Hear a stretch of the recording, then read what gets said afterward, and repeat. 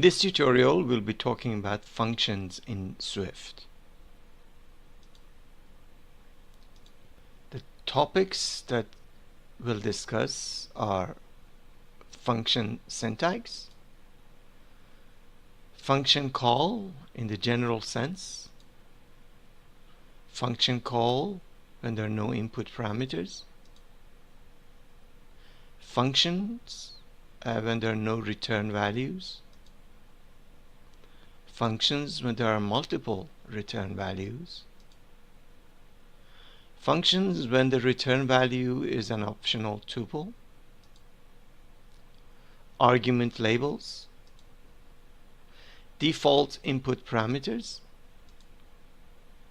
variadic parameters, in-out parameters, function type, functions as input parameters to other functions, function as return type of other functions, and finally nested functions.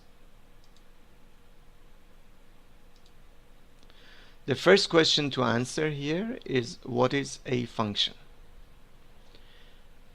A function is a block of code which performs a certain task. A function is given a name, and ideally that name should be representative of the function's task.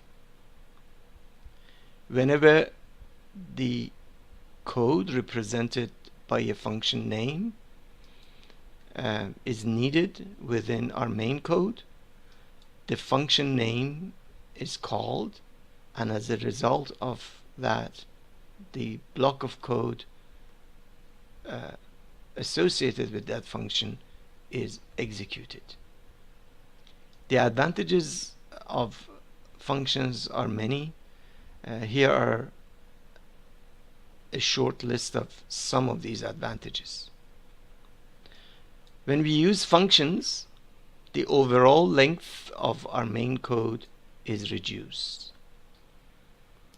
The readability of the code will increase because instead of looking at multiple lines of code, we just look at one name which is representative of a task.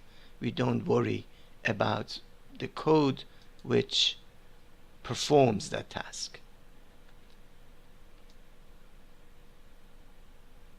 When we use functions, we remove the need for repeatedly typing the same block of code over and over again in our main code. The debugging process will be simplified because if there is a problem with that block of code which is representing the function, that block can be debugged once instead of many times when we don't use functions. And also, if the block of code needs to be modified for any reason, we only do it once, not many times. As a result, the modification process is also simplified. To understand what a function is, let's start with a very simple pseudocode. What I'm showing here is not actually a Swift code. It's just a piece of pseudocode to make the understanding of what a function is slightly simpler. So here, let us assume that we have two variables called p and q, and then we have a block of code here which first adds p to q and assigns it to z1. Then it halves p and assigns the result to z2. It subtracts 8 from q and assigns the result to z3. Then adds z1 to z2 and multiplies the result by z3 and assign the overall result to z. And then we have another variable w which is generated by adding z to 1. Now, to make this code shorter by means of using functions, what we can do is we can first isolate this code and say we want to make a function out of this. How do we do that? Is we take this block of code, repeat it here. The only thing that I've done here is I've replaced P and Q by two other names, in1 and in2, short for input 1 and input 2. And that's done throughout this block of code. I also replaced Z by another variable called out. Now we can replace this block of code by a name, which is a name of a function. I call it sum function. And then without having to worry about the internal details of this block, all we need to provide is the names of the inputs in1 and in2, or actually the values of the inputs which this block needs.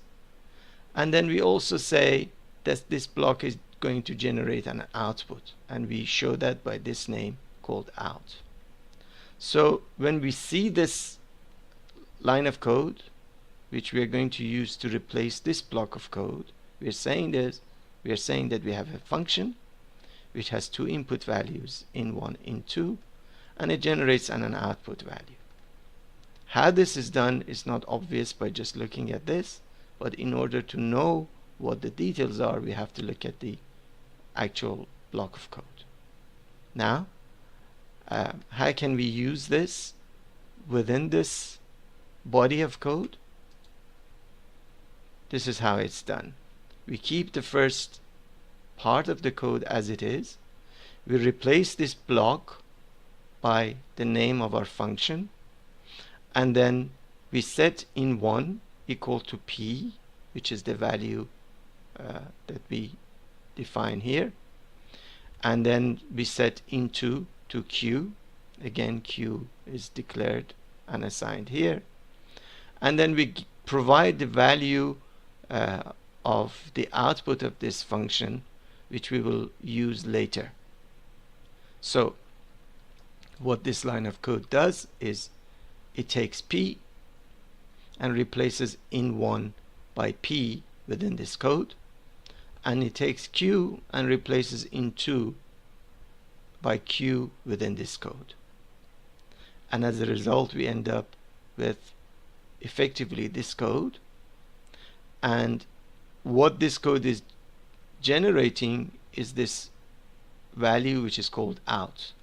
Out is returned by our function and is then used to assign a value to a variable Z. So as a result of these two lines of code and what we have already provided in the body of our main code, these two lines of code will generate exactly what this block of code will do. And once Z is generated, it's used in the remaining part of the code. So instead of just having this block of code which is longer, we could just replace it by this, which is much shorter, by defining this block of code as a function with a representation similar to this. We will see in a moment that the actual representation of a function by Swift is somewhat different.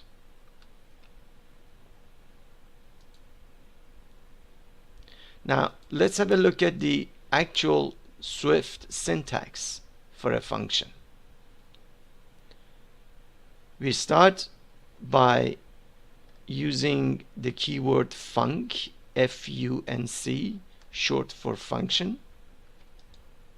Then in front of keyword func we put the name of the function, which should be representative of the function task.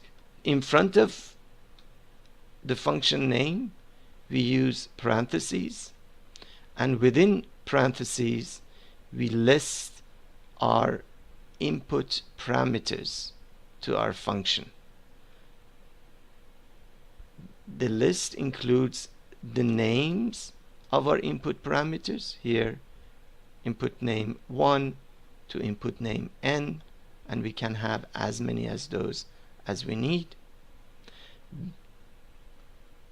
Each name is followed by a colon, and in front of the colon we mention the data type or the type of this parameter. The input parameters together with their data type are separated by commas within the parentheses.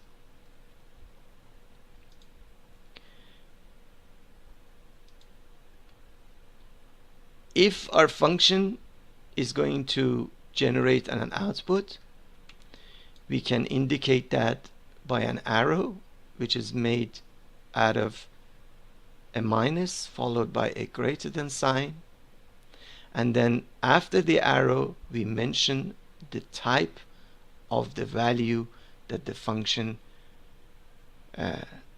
is going to return. And then within the braces we have the body of the code which the function is expected to execute. This was the general syntax for function definition in Swift. One thing to note here is instead of input parameter we could use the terminology argument, and instead of output parameter that are sometimes used in this tutorial, Swift uses the terminology return value,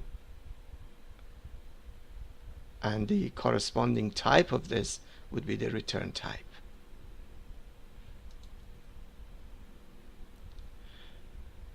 What we just saw was the general syntax for function definition in Swift. There could be other syntax. Here we have the syntax for the case where the function does not return a value, but it does have input parameters. This is the case we don't have any input parameters, but the function returns a value, so we mention the type of that value. And here is the case when we don't have any input parameters, and also we do not have a return value for our function.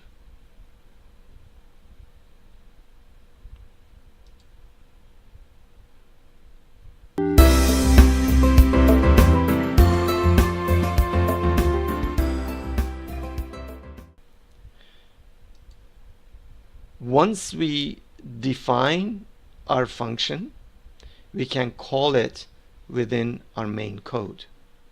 This is the definition of a function. This is actually the Swift version of the pseudocode we saw before. So we have a function keyword, func keyword here, followed by name of the function, list of our input parameters together with their types, and then this function is going to return a value of type double.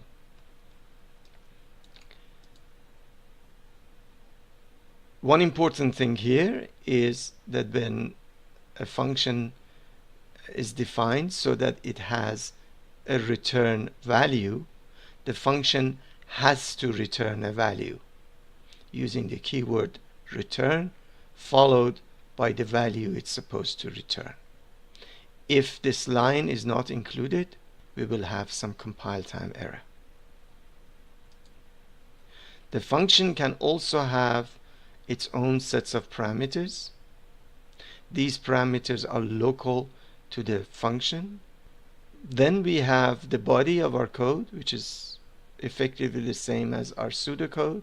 The code generates the value that the function is supposed to return, in this case out, and then we return it by using this keyword return followed by the value that was just generated. I need to re-emphasize that the parameters which are defined within the body of a function are local to the function. They have no meaning outside the function here. We can actually reuse these names if we wish and declare other variables outside the function without affecting the performance of our function and the performance of our main code. Once the function is defined, similar to this, we can use it in the in our main code. An example is shown here. Outside our function definition, we are defining three variables, x, y, and w, and we are assigning two values to x and y. Then we have this function call. Function call is calling this function by its name. So we're calling it by its name, which is some function. Within parentheses, we provide the values which are going to be used as input to this function. These are the function arguments, x and y, and the corresponding input parameter names associated with these values are in1 and in2 as before. These were defined in the function definition. So what the right hand side of this statement does, it assigns x to in1, y to in2, then it goes inside the body of the function, it declares these parameters, then it executes this part of code. Remember that in1 and in2 are now equal to x and y respectively. It generates the value of our local variable out, and then to make that value accessible to the outside world, and world means the scope of this function, we use return out and sending it out of the function. So this will generate an output which is actually returned by this function and then assigned to w.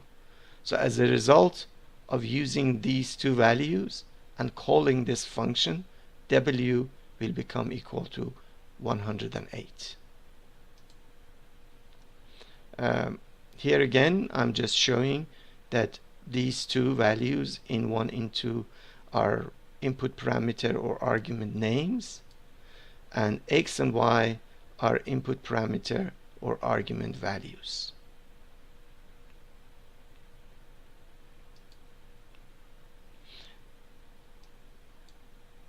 One major advantage of using functions is that they can be reused within the code. Here, by changing the values of x and y to 12 and 10 instead of 10 and 12, then we can recall the same function using these new values as input, and this time calling the function will generate a new value for w, which is 56. So here we can see one of the advantages of using functions clearly, that is that we can avoid typing these lines of code over and over again every time we need to do these calculations.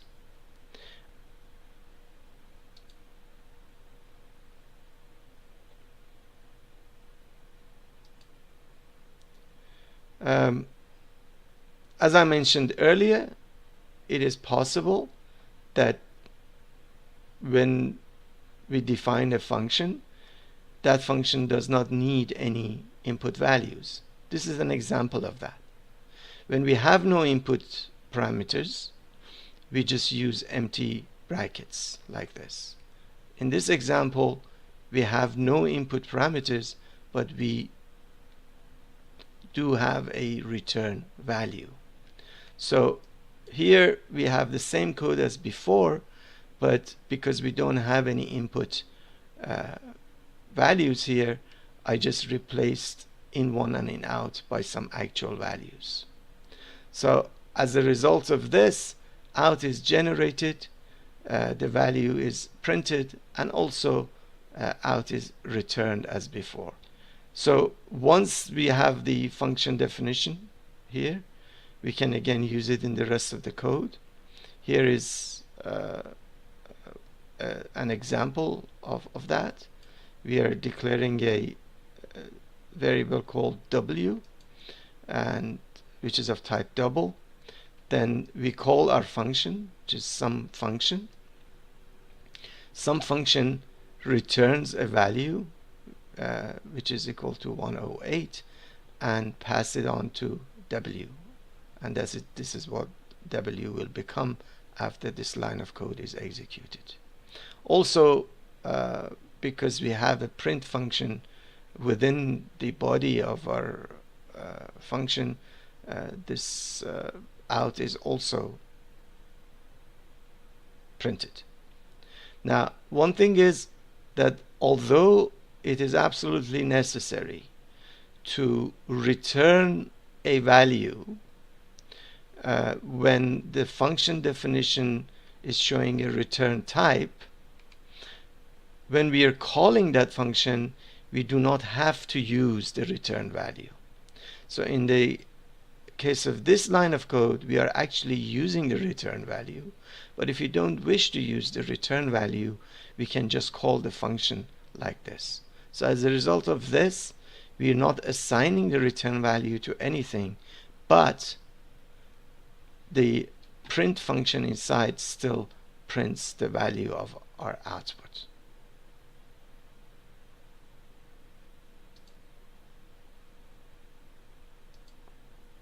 Here is an example of a function call where the function itself is defined without a return type. We have input values but no return type.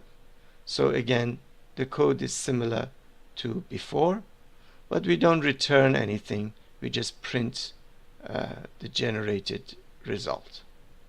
So here is how the function call can be used. We have two parameters, x and y, which generate the input arguments for our function. So we call the function here, and the result of this would again be the a printout which says the answer is 108.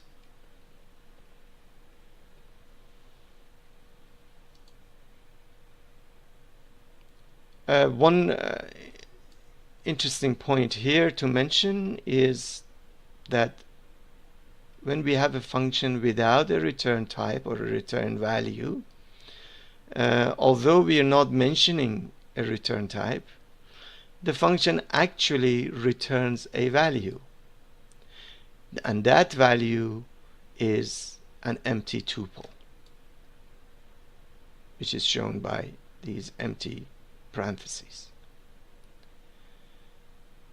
The type of this tuple is known as void. So in other words, when we don't have a return type for our function, the function actually returns a tuple, and the type of that tuple is void. With this, we conclude the first part of our tutorial on functions.